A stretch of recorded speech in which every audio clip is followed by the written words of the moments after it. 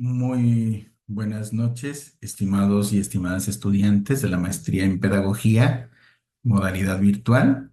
Con ustedes nuevamente, Diego Alexander Rodríguez Ortiz, su tutor acompañante en el curso de Epistemología de la Pedagogía y las Prácticas Pedagógicas. En primer lugar, les quiero ofrecer disculpas por razones laborales.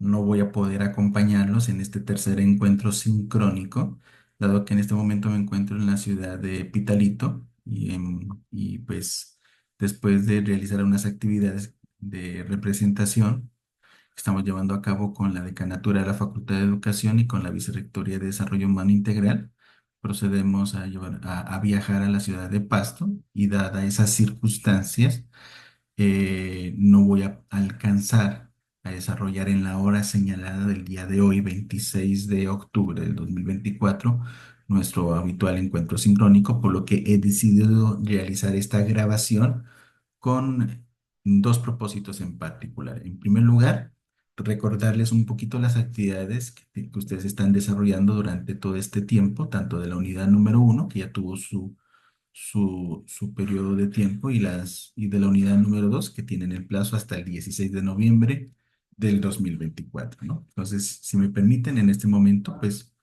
voy a compartirles pantalla para explicarles esta situación en particular. ¿Sí? Permítanme un ratico.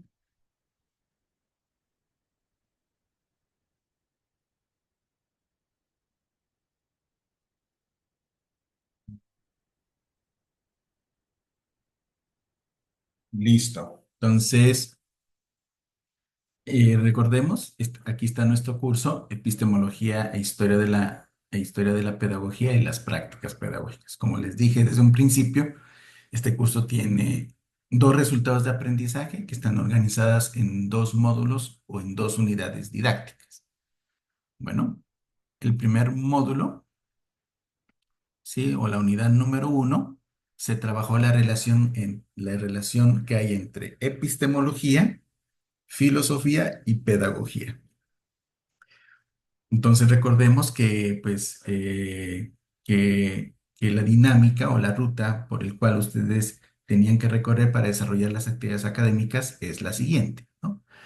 Ya no se preocupen por la actividad de disonancia cognitiva. Como se los dije en un principio, esta actividad la quería hacer de manera sincrónica con ustedes. No se pudo hacer, dado que en el primer encuentro sincrónico, pues no hubo asistencia de los estudiantes y por lo tanto no se pudo llevar a cabo, pero por esta actividad no se preocupen. Listo, no es una actividad, era una actividad como para desarrollar un poquito la fase afectiva, despertar más nivel de interés, expectativa y sentido de parte de ustedes. Así que esto no va a incidir en la valoración definitiva de su desempeño académico. Bueno. Eh, pero ¿qué tenían que hacer, no? En primer lugar, sí, tenían que eh, familiarizarse con el OVA, ¿sí? Con los OVAs, es decir, especialmente con el de Geniali, con el OVA que está en Geniali, donde está la unidad número uno, y donde se habla sobre el significado actual de la relación entre epistemología, filosofía y pedagogía. Bueno. Entonces, la idea es que en esta unidad ustedes primero se familiaricen con esta unidad, ¿sí? Una vez que se hayan familiarizado, ¿sí? Con esta unidad, pues lo segundo era que ustedes miren la grabación del primer encuentro sincrónico que está aquí. Y una vez realizadas estas dos actividades, llevar a cabo lo que es la unidad, la actividad central que está aquí en la sección de actividades. Bueno, en segundo lugar, eh, la segunda actividad que ustedes tienen que hacerme, ¿sí? Es esta segunda actividad interactiva que es educación y pedagogía, una diferencia necesaria, que para llevarla a cabo ustedes tienen que apropiarse de un texto que está aquí en la parte de recursos bibliográficos. Bueno, recursos bibliográficos, permítame un ratico, ¿sí? Este segundo texto, ¿no? Pero este primer texto, educación y pedagogía, una diferencia necesaria. ¿Listo? Perdón, discúlpeme. Eh, quiero retomar nuevamente la explicación, ¿no? Entonces, insisto, respecto de recuerden que mis clases tienen, bueno, sí, mis sesiones tutoriales tienen tres momentos, una fase de inicio, una fase de desarrollo y una fase de cierre. En la fase de inicio se llevaba a cabo esta actividad de disonancia cognitiva, bueno, ya no se pudo hacer, pero tranquilos que eso no entra, es como les dije anteriormente, no forma parte del desempeño académico de ustedes, de la valoración y la evaluación de su desempeño académico, sino que de una vez ustedes pasan a la que, no, no, dentro de esa fase de inicio, lo primero que les pido es que ustedes desarrollen esta primera actividad interactiva, ¿listo? Entonces, aquí corrijo, ¿sí? Después, o sea, lo primero que tienen que hacer es desarrollarme esta actividad interactiva, educación y pedagogía, una diferencia necesaria, que es un quiz, es decir, es un formulario de preguntas de selección múltiple con única respuesta y que para llevarlo a cabo ustedes tienen que, en primer lugar, leerme este documento. Está, ¿qué dice aquí? En la sección de recursos bibliográficos, educación y pedagogía, una diferencia innecesaria. Es un artículo, un capítulo del libro escrito por Olga Lucía Zuluaga y otros miembros del grupo de la historia de la práctica pedagógica que está en el libro Epistemología y Pedagogía de la editorial Magisterio del año 2005, ¿no? Entonces aquí en recursos bibliográficos está, tienen que apropiarse de esa lectura y con base en eso realizarme esta segunda actividad interactiva. En tercer lugar, ahí sí, se le recomienda primero mirar el OVA de la unidad número uno, significado actual de la relación entre epistemología, filosofía y pedagogía. En segundo lugar, mirar el video del primer encuentro sincrónico. Y en tercer lugar, leer este documento que está aquí en la sección de recursos bibliográficos, el segundo que dice significado actual de la relación entre epistemología, filosofía y pedagogía de la autora de Rodríguez 2009.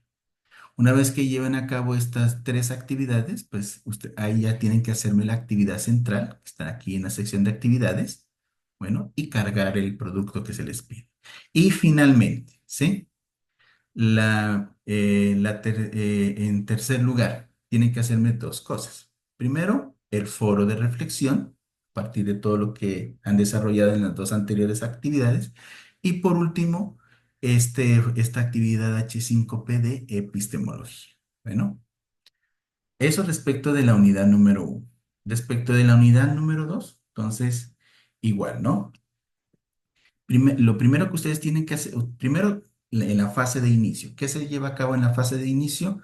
Ustedes tienen que realizarme dos cositas, dos actividades, que son estas actividades interactivas, que dice Pedagogía y Ciencias de la Educación uno y Pedagogía y Ciencias de la Educación 2, ¿no? Eso es lo primero que tienen que hacer. ¿Listo?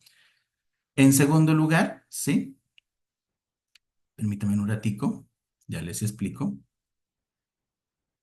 En segundo lugar, bueno, tienen que hacerme tres cosas, nuevamente, ¿sí? Primero, familiarizarse con el OVA de la unidad número 2, Estatuto Epistemológico de la Pedagogía y las prácticas pedagógicas como prácticas discursivas. Mirar el video del encuentro sincrónico de la unidad número 2, ¿sí? Está por acá arriba, perdón, ¿listo? Sí, el segundo encuentro sincrónico, Epistemología de la Pedagogía y las prácticas pedagógicas. Bueno. Y en tercer lugar, leer este primer documento que está en la sección de recursos bibliográficos, ¿sí? Este primero que dice Estatuto Epistemológico de la Pedagogía. Entonces, con esas tres actividades, ¿no? Primero, familiarizarse con el OVA. Segundo, ver el video del segundo encuentro sincrónico. Y en tercer lugar, leer el primer documento que está aquí en la sección de recursos extra, recursos bibliográficos, que se denomina Estatuto Epistemológico de la Pedagogía, tiene que realizarme la actividad central que está aquí, cargarla. Bueno, eso en la fase de desarrollo. Y en la fase de cierre, tienen que hacerme dos cosas. Primero, el foro de reflexión. Y segundo, la última actividad interactiva que denomina pedagogía y educación, que es una prueba de Sócrates. Para realizar esta prueba de Sócrates, ustedes tienen que hacerme una última lectura de un último texto. Entonces, van aquí a recursos bibliográficos, ¿sí? Van aquí a recursos bibliográficos. Y aquí está el texto, se llama reescribir las prácticas. Bueno, entonces para el cierre, ¿qué tienen que hacer? Primero, el foro de reflexión. Segundo, leerme este texto que se llama reescribir las prácticas. Y en tercer lugar, realizarme la última actividad interactiva que se llama pedagogía y educación, que es un formulario, una prueba que está diseñada a través del aplicativo Sócrates, y ya está organizado. Si tienen alguna dificultad, por favor, no duden en escribirme a través del chat interno para respecto de esta última actividad, pues obviamente para hacer las debidas gestiones. Bueno, y finalizo con un último elemento que yo quisiera abordar en este momento a fin de profundizar un poquito más sobre el objeto de estudio de nuestro curso Epistemología de la Pedagogía y las prácticas pedagógicas. ¿Sí? ¿Y de qué quiero hablar con ustedes? Ya les voy a explicar, sí, permítame. Les quiero hablar de un tema que me parece sumamente importante, a la vez de interesante, que se denomina pedagogía, discurso y poder. Entonces, permítanme en este momento, ¿sí? Yo, yo les comparto la pantalla. Sí, no sé por qué no lo tengo. Permítanme.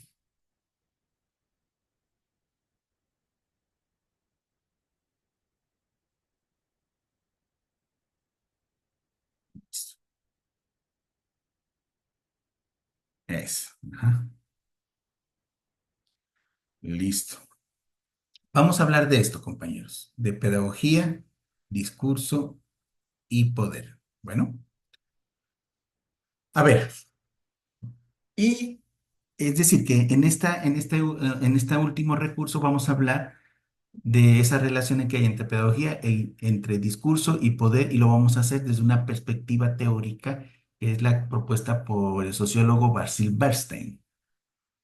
Y este sociólogo utiliza un término muy importante que deberíamos considerar cuando profundicemos sobre el objeto de estudio de la pedagogía y la dinámica actual en medio de la cual se suscitan los procesos pedagógicos y las prácticas pedagógicas. Y es el concepto de dispositivo, especialmente dispositivo pedagógico. ¿Qué es el dispositivo pedagógico? El dispositivo pedagógico, según Bernstein, es un mecanismo que regula la producción, distribución y evaluación del conocimiento dentro del sistema educativo. Este sistema no solo filtra el conocimiento, sino que establece qué conocimiento es considerado legítimo y qué conocimientos son marginados, ¿no? Cuando hablamos del concepto de dispositivo, según Bernstein, ¿sí? Este dispositivo es un proceso de selección que determina qué se enseña y cómo se enseña.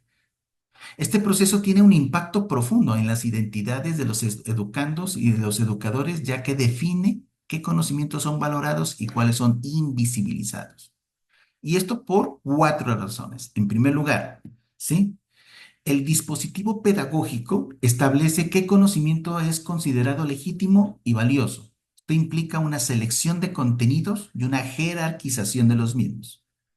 En segundo lugar, al mismo tiempo, el dispositivo pedagógico marginaliza ciertos conocimientos, como la cultura local, por ejemplo, ¿no? O los conocimientos indígenas, que no se consideran relevantes y valiosos dentro de ciertos sistemas educativos. Esto es lo que estoy en este momento expresando, es como un ejemplo. En tercer lugar, el dispositivo pedagógico influye en la formación de las identidades de los estudiantes, ya que define qué conocimientos son importantes y cómo deben ser interpretados por los estudiantes. Edison Cuervo dice que el currículo define a la persona. Si entendemos que currículo es la selección de contenidos que se deben transmitir se deben transmitir por parte de unos entes a ciertos sujetos educados, esos conocimientos de alguna manera u otra configuran el ser, la personalidad y el carácter o la identidad de las personas. Bueno, Entonces, de ahí que en tercer lugar, el dispositivo pedagógico influye en la formación de las identidades de los estudiantes, ya que define qué conocimientos son importantes y cómo deben ser interpretados. Y en tercer lugar, el dispositivo pedagógico también define las identidades de los educadores, estableciendo qué tipos de conocimientos deben transmitir los educadores y cómo deben hacerlo. Bueno. Ahora bien, cuando hablamos de dispositivo de pedagógico, se tiene que hablar de una serie de reglas distributivas que provocan ciertas desigualdades o procesos de desigualdad.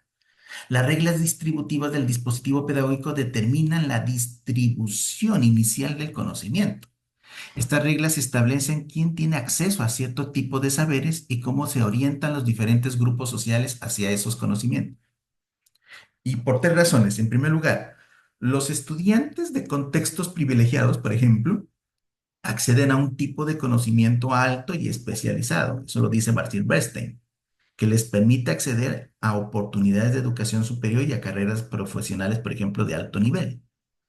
En cambio, hay otros grupos sociales que son canalizados hacia conocimientos más prácticos y limitados y que les prepara para trabajos manuales o de servicio, perpetuando la desigualdad social. Y por último, esta distribución inicial del conocimiento tiene implicaciones para el concepto de mérito y en la educación, ya que los estudiantes de contextos privilegiados tienen una ventaja inicial en el acceso al conocimiento.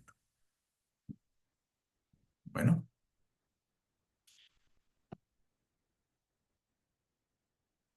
Ahora, además de estas reglas de distribución, también hay unas reglas de recontextualización que tienen como propósito transformar el conocimiento. Las reglas recontextualizadoras del dispositivo pedagógico gobiernan el proceso de trasladar el conocimiento de su contexto original de producción a un contexto pedagógico. Esto implica una traducción del conocimiento para hacerlo accesible a los estudiantes, y lo anterior por tres razones. Primero, ¿sí? El campo recontextualizador oficial se denomina ORF, dominado por el Estado y y autoridades educativas, establecen los currículos nacionales adaptando el conocimiento a las necesidades del sistema educativo. En segundo lugar, el campo recontextualizador pedagógico que se denomina con las siglas PRF, compuesto por las universidades y expertos, adaptan el conocimiento académico para su transmisión en las aulas, simplificando y organizando el conocimiento para hacerlo accesible al estudiante. Y en tercer lugar, este proceso de recontextualización transforma el significado del conocimiento, lo que tiene profundas implicaciones para su recepción y aplicación por parte de los estudiantes. Hay también unas reglas evaluativas de control social y conformidad. Estas reglas evaluativas del dispositivo pedagógico determinan qué tipo de rendimiento o desempeño académico o conducta de los estudiantes es valorada y cómo debe ser evaluada. Este proceso no solo mide el aprendizaje, sino que lo moldea, reforzando ciertas normas sociales y de comportamiento. Y lo anterior por tres razones. Primero, el sistema de evaluación tiende a legitimar, comportamientos alineados con las expectativas de las clases dominantes, perpetuando un ciclo de conformidad social. En segundo lugar, las formas tradicionales de evaluación, como los exámenes estandarizados, por ejemplo, las pruebas saber son un ejemplo de eso, refuerzan las inequidades sociales y de género, ya que favorecen a los estudiantes de contextos privilegiados. Y por último, el dispositivo pedagógico utiliza la evaluación como una herramienta de control social, asegurando que los estudiantes se ajusten a las normas sociales y de comportamiento establecidas. Ahora bien, ya analizando todos estos procesos de recontextualización del conocimiento en función de su transformación en función, podemos decir que esta recontextualización del conocimiento implica una transformación del contenido y la función del conocimiento al ser introducido en el sistema pedagógico. Y este proceso altera el significado y el impacto social del conocimiento. Y lo anterior por tres razones. En primer lugar, ¿sí? El conocimiento cambia de formato al ser adaptado para su enseñanza en las escuelas, simplificando y organizando el conocimiento para hacerlo accesible a los estudiantes. En segundo lugar, el conocimiento científico, al recontextualizarse, puede perder su naturaleza crítica o de aplicación en el contexto de investigación avanzada, adoptando una forma más instrumental. Y en tercer lugar, los conceptos complejos pueden ser despolitizados al eliminar sus implicaciones éticas o sociales, presentándolos como verdades absolutas. Bueno, en pocas palabras, cuando hablamos de poder y de control social en la pedagogía, el dispositivo pedagógico es una herramienta para lograr el control social. Las decisiones sobre qué conocimiento es distribuido y cómo se enseña reflejan las relaciones de poder dentro de una sociedad. El conocimiento pedagógico está estrechamente ligado a la reproducción de las jerarquías sociales. El Estado, a través de los ministerios de educación y las autoridades educativas, controlan el dispositivo pedagógico, estableciendo los currículos nacionales y las políticas educativas. En otra instancia, las universidades y los expertos académicos también tienen un papel importante en el control del dispositivo pedagógico, ya que son los responsables de la producción y transmisión del conocimiento. Y por último, los grupos sociales también influyen en el dispositivo pedagógico, luchando por la inclusión de sus valores y perspectivas en el currículo. Bueno, ahora bien, existe una lucha constante por el control del dispositivo pedagógico en los diferentes actores sociales, como el Estado, las universidades y los grupos sociales.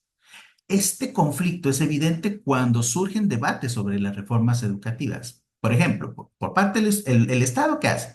Busca imponer sus valores y perspectivas sobre qué tipo de educación es válida.